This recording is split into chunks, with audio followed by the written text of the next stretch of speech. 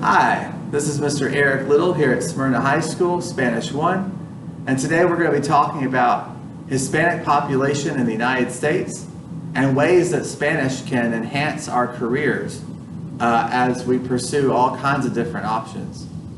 And so let's start talking about where Hispanics live in the United States and why they live there. So often people misunderstand that Hispanics are those people who have recently immigrated to the United States, last 20 or 30 years. And while many people have immigrated from Latin America in the last 20 or 30 years, that's not the case with everybody. You see, history tells us a different story. And if you look at my map of the United States, here we are in Tennessee. Not too far away is a place called Texas.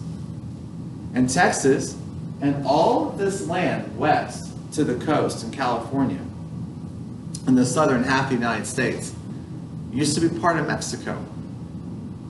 In the 1830s, Texas fought a war of independence. And in the 1840s and 50s, the United States, where Texas had joined to be part of the Union, fought a war with Mexico, the Mexican-American War. This was right before the Civil War. And the end result was that Mexico had to cede or give up much of its territory, all of its territory, along this current border. And so Hispanics in the United States did not first arrive as immigrants. In fact, they were residents before it was part of the United States. And so the Hispanic tradition actually is much older than the American tradition in these parts of the United States. To go back almost 500 years.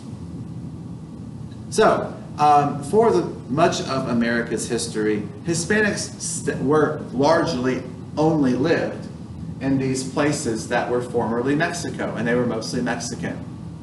But something happened in the 1950s. We're going forward 100 years. World War II was fought, and now we're in the Cold War with the Soviet Union. And there was another revolution that caused a lot of difficulty for many, and that was the Cuban Revolution. Cuba is this island here. It used to be part of Spain and was an independent country. And there they underwent a communist revolution. Well, many people didn't want to be part of the communist way of life brought about by the Soviet Union. And so those who wished to live in a more democratic manner, many of them emigrated to the United States. And so we see in the 1950s, early 1960s, large populations of Cubans resettling in Florida, and many of them coming up to New York City. Those are the two larger hubs of Cuban population, and of course some in other places. We also see a lot of immigration beginning in the 1960s, 70s, and 80s from Central America and from the Caribbean. So if my map extended, Central America would go down further, and the Caribbean would be these islands out here. Each country and location has its own story. But in the 60s, 70s, and 80s, there was a lot of turmoil in certain parts of Latin America. Some of them experienced major economic downturn for whatever reason. Some of them experienced war or revolution. Some of them had dictators as leaders that could be brutal at times. And so in this time period, many different communities, different people from different countries resettled in the United States, from countries such as the Dominican Republic, El Salvador, Guatemala, and they formed communities across the U.S. Typically, one or two cities in the U.S. would have the majority of each nation's population. But we're going to think of major cities as having large numbers of Hispanics from Central America and the Caribbean. Cities such as Chicago, Portland, Oregon, Philadelphia, Pennsylvania, were some of the places that these peoples went. But even all the way up until the 1990s, the majority of Hispanics were in the areas I've already mentioned, either the American Southwest, Florida, New York, or other key cities across the United States, is where you would find most Hispanic Americans. But in the 1990s, after the signing of the North American Federal Trade Agreement, there became a large change in the North American economy. And it was growing very rapidly. There was a need for more labor, particularly in construction and in factories.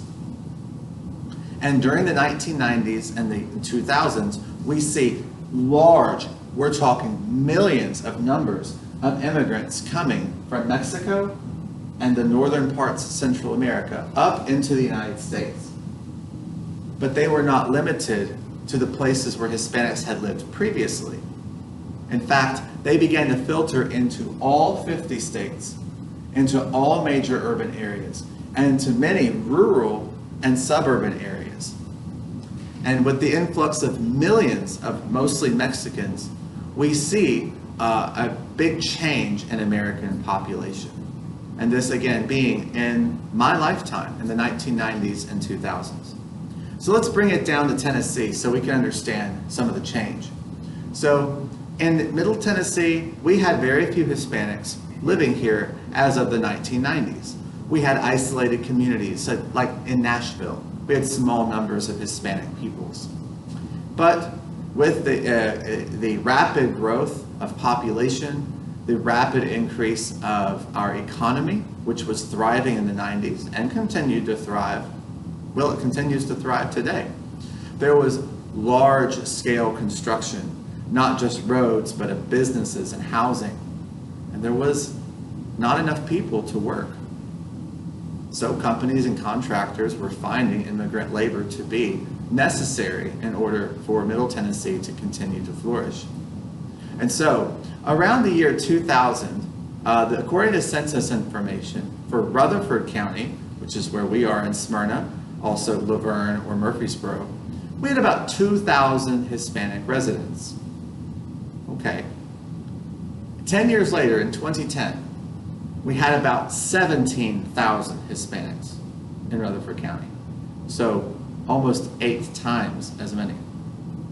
And now, this is 2020. The census hasn't been taken yet, but estimates for the data do exist. And a good estimate for our county for the year 2020 would be 35,000 Hispanics, a doubling since 2010. So our population has changed dramatically as our economy changes and grows, and as the nation sort of continues to evolve. Right here in Rutherford County, there's a county south of us called Bedford County, which is where you find the city of Shelbyville.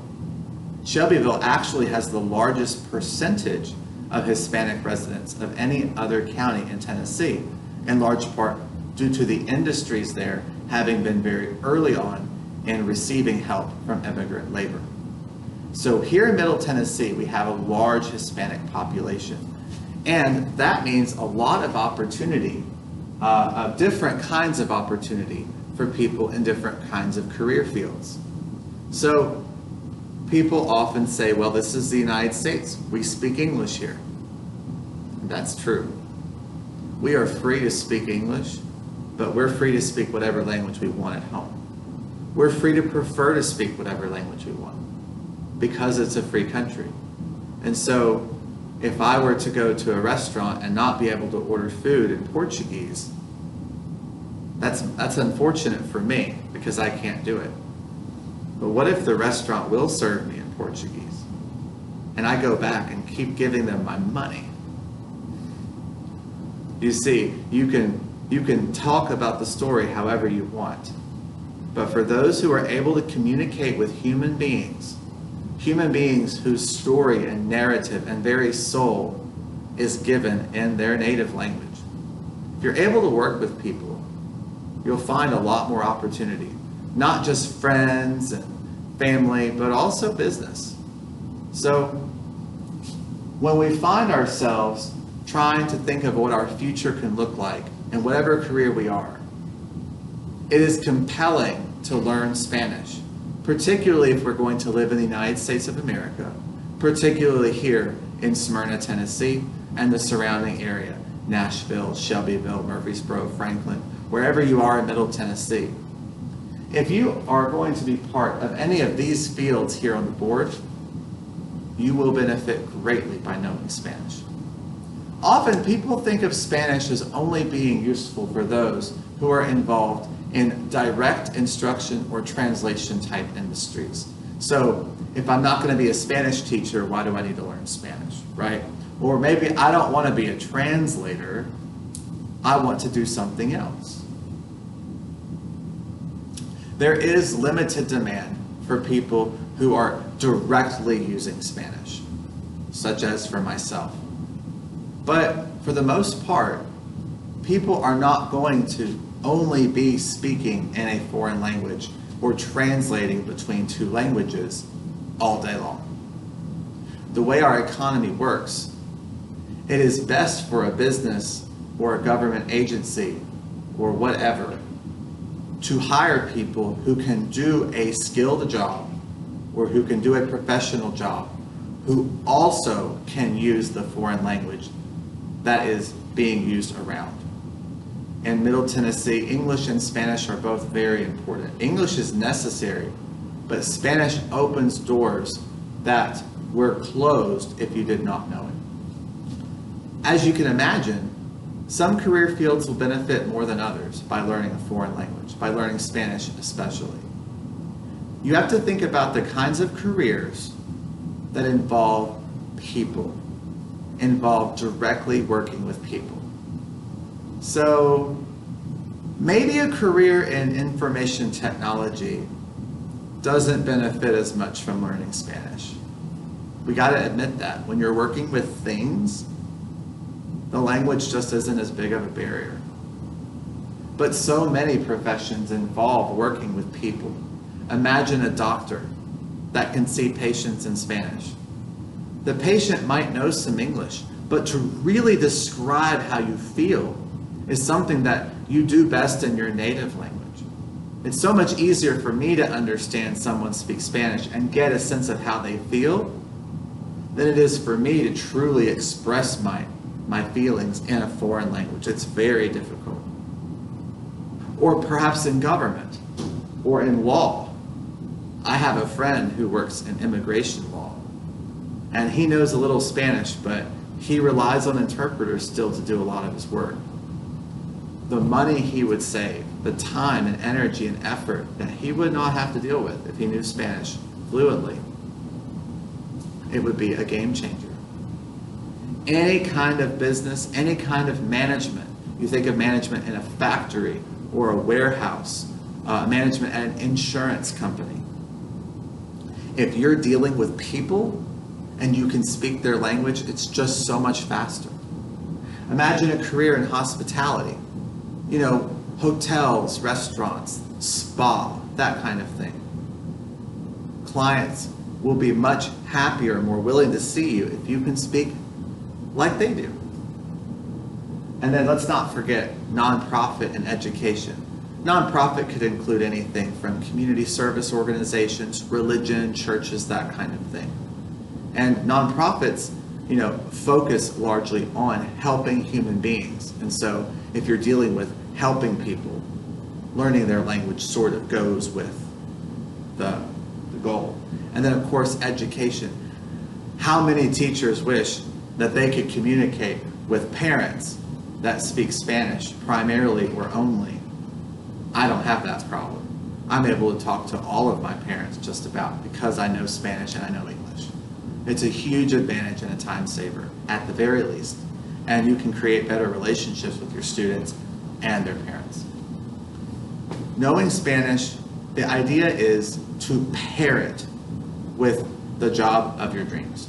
The idea is to have them work together, not just go and learn Spanish only by itself, but find a career, find a job, a vocation, a passion for you, and join together having this ability to speak a language.